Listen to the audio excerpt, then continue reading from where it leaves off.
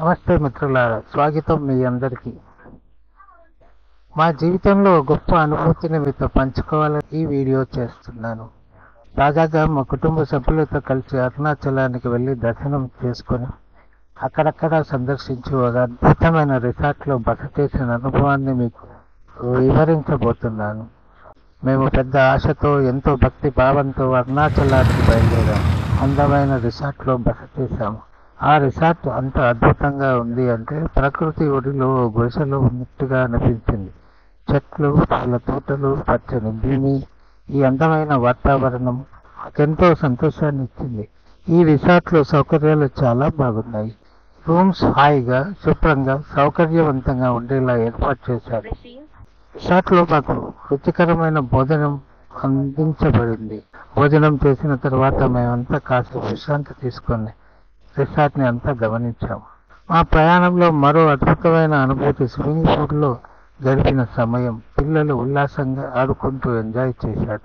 పెద్దవాళ్ళు కూడా వీటిలోకి దిగిపోయి చిన్న పిల్లల్లా సరదాగా గడిపారు.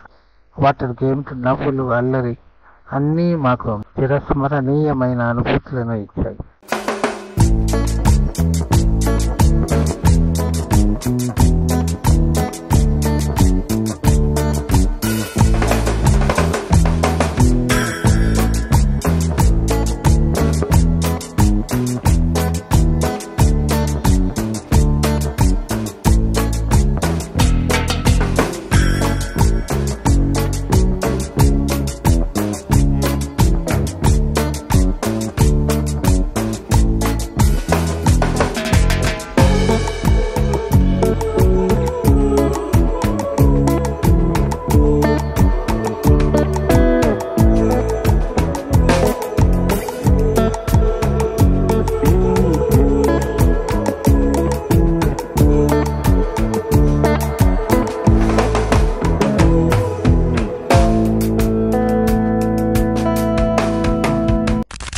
ఆలయానికి చేరుకున్న వెంటనే అక్కడ పవిత్రమైన వాతావరణం మనస్సుకు శాంతిని కలిగించింది.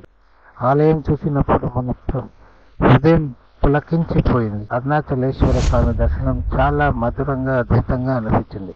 స్వామి సన్నిధిలో గడిపిన ప్రతి క్షణం మాకు భగవత్వాన్ని దగ్గర చేసిందని చెప్పొచ్చు. గిరి ప్రదక్షిణం కూడా చాలా శ్రద్ధగా, భక్తిభావంతో చేశాము. అది ఒక అద్భుతమైన అనుభూతి.